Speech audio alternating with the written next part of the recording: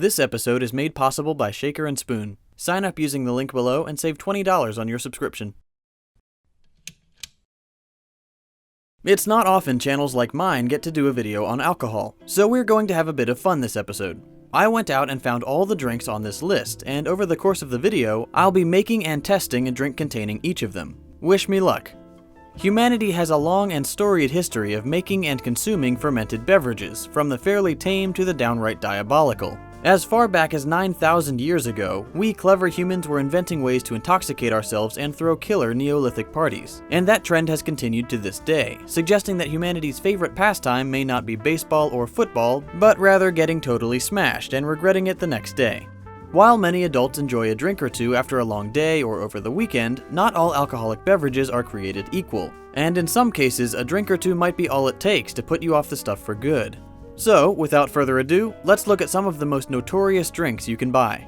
We'll start with one particular spirit that developed such a bad reputation that it was banned in many countries for several decades. This is Absinthe, the legendary green fairy. Absinthe is a highly alcoholic spirit derived from botanicals, including the leaves and flowers of Artemisia absinthium, or grand wormwood. Originally developed in Switzerland in the late 18th century, absinthe became associated with bohemian or non-traditional culture, which earned it a spot on many governmental naughty lists. Revolutionaries like Hemingway, Picasso, Van Gogh, and Oscar Wilde were all known absinthe drinkers, but it wasn't just the clientele that gave absinthe a bad rap. The potent drink also contains a chemical compound called thujone, which led to the drink's classification as an addictive psychoactive drug or hallucinogen. Whether or not these fears were based in reality is not entirely certain, but absinthe was banned in the United States in 1915 regardless, as well as in much of Europe, including France, the Netherlands, Belgium, Switzerland, and Austria-Hungary. In more recent years, studies have shown that absinthe's psychoactive properties are greatly exaggerated, and the Green Fairy is back in production in over a dozen countries and back on the shelves of stores around the world. So now if you want to, you can try the legendary spirit for yourself. Just be warned that while it might not be hallucinogenic, it's still a pretty potent alcohol, usually between 45 and 74% ABV. Next up, we have this filthy concoction, courtesy of the good old USA. 4 Loko was released in the US market in 2005, and is currently available in 49 states and in 21 countries around the world. The 4 Loko you can buy today is a much tamer beast than the original, which was banned in several states after legal, ethical, and health concerns were raised regarding the marketing practices and contents of the beverage. Alcohol alone can be dangerous, but when you throw caffeine into the mix, things can get very bad very quickly. The original recipe called for the equivalent of 4 standard drinks worth of alcohol, 5 cups of coffee's worth of caffeine, as well as taurine and guarana, popular ingredients in energy drinks. So, when you drank 4 Loko in 2005, you were playing Russian roulette by combining large quantities of uppers, caffeine, and downers, alcohol. You could keep drinking the stuff without feeling the onset of the effects of alcohol, so you'd keep drinking more. The fun part was guessing whether you'd end up in an ambulance from alcohol poisoning or a heart attack. Luckily, after the ban, the company changed the recipe and removed all caffeine, taurine, and guarana, and it's no longer marketed as an energy drink. Now it's just a really inexpensive and unpleasant way to consume a lot of alcohol. Next up, we have the internet's favorite challenge shot, the brutal grain alcohol known as Everclear. This American-made bottle of liquid misery is available in 2 strengths, 151 and 190 proof, or 75.5 and 95% alcohol by volume. That's a lot of alcohol, so much that the sale of the 190 proof is prohibited in some states. Luckily, I live in the lawless wasteland that is Texas, so what you're seeing here is the big boy version. There comes a point when your alcohol is just too strong to drink. For example, some alternative uses for Everclear include the fact that it's often recommended as a camping stove fuel substitute, and that carpenters often use it with shellac to produce high-grade wood sealants.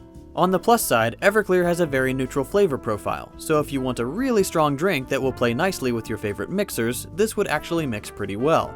Just don't overdo it. The last drink on our list is about as American as it gets.